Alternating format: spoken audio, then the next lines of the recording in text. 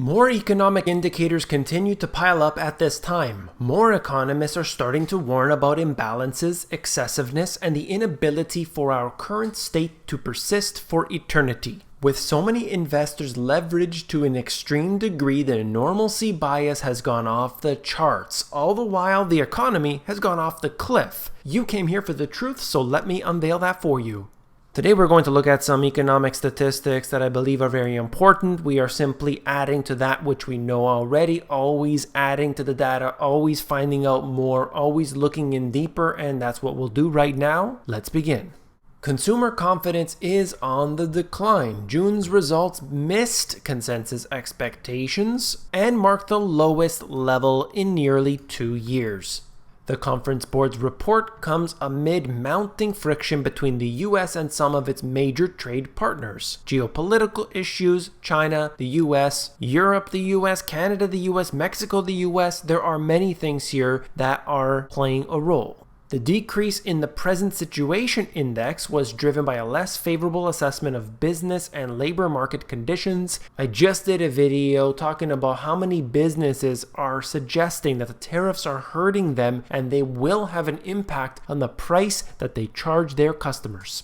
This is the bond king Jeffrey Gundlach's favorite indicator, consumer confidence, present situation expectations, just showing you that time and time again, as consumer confidence begins to creep and crawl its way higher, eventually it gets met with disastrous consequences. As you can see, all of the previous instances, we have the same patterns repeating. I'm just showing you here through the other recessions how this has happened.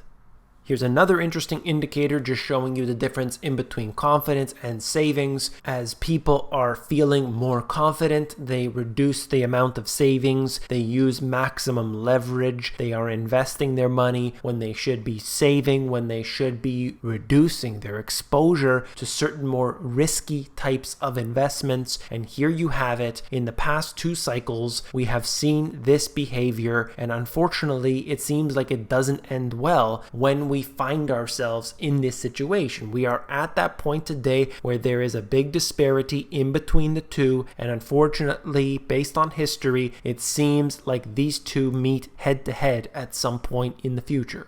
This is just showing you the US durable goods new orders, and you can see that it has tumbled down into the negative. This goes in line with what we've seen with the PMIs that are not just in the United States. We've shown you Europe and so many places that you can clearly see there is a global economic slowdown that is taking place today.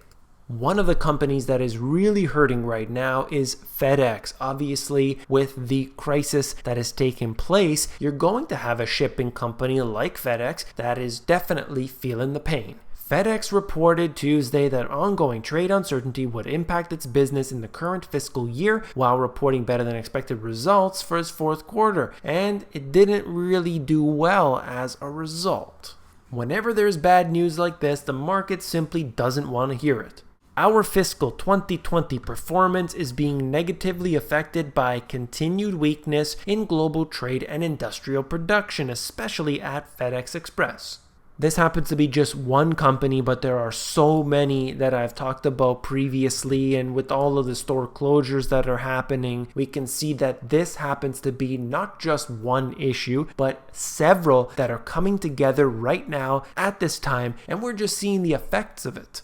There's something wrong with this rally in the stock market according to you-know-who, JP Morgan. Cyclical stocks that typically tied by economic growth have failed to regain the ground lost in May. May was a terrible month for stocks, and then we have a resurgence here in June. However, in this case, doesn't seem to be like they are following the rest. Only defensive groups like consumer staples and utilities have confirmed the S&P 500's new highs. Rally leadership doesn't inspire a lot of confidence yet in our view that cross-market divergence can only persist for a short period of time. The S&P 500 index rally potential is limited under the current conditions. We also had Northman Trader saying the exact same thing. So they're both pointing to this in this case here. And I believe that people need to understand a lot more detail about the market and not just buying anything without knowing what they're getting themselves into, not readjusting their portfolios, not spreading out the risk. And this always ends badly for so many people that just need to spend more time doing research. That's all.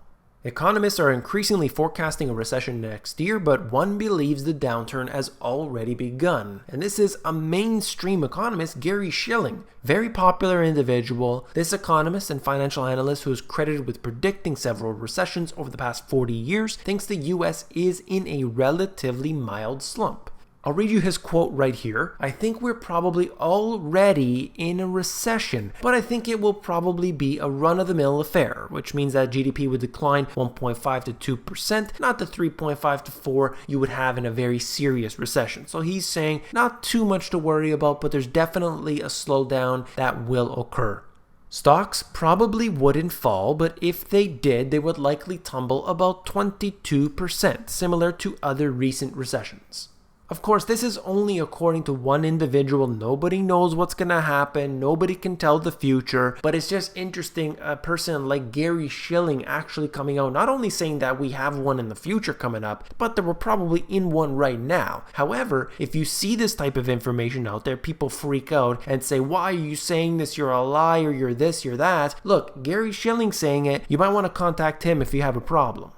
The last thing I wanted to touch on is the CBO projects an unprecedented debt of 144% of GDP by 2049. Of course, this does not even include the unfunded liabilities. The United States is far over this level if you factor that in, but we're talking about using their own numbers.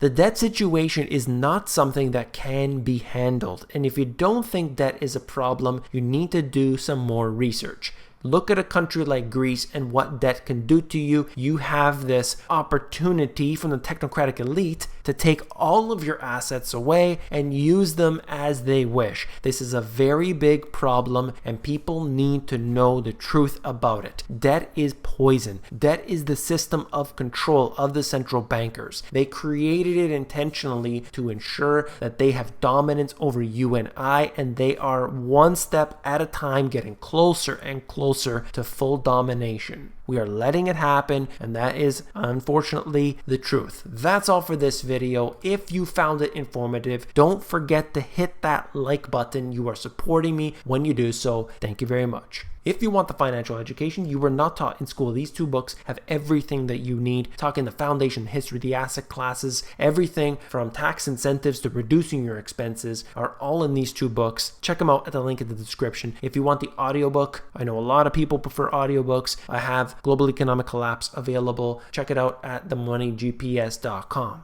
If you want to know what's going on in the real economy, we're looking at real economic indicators, definitely watch this video. Click on it and I will see you over there.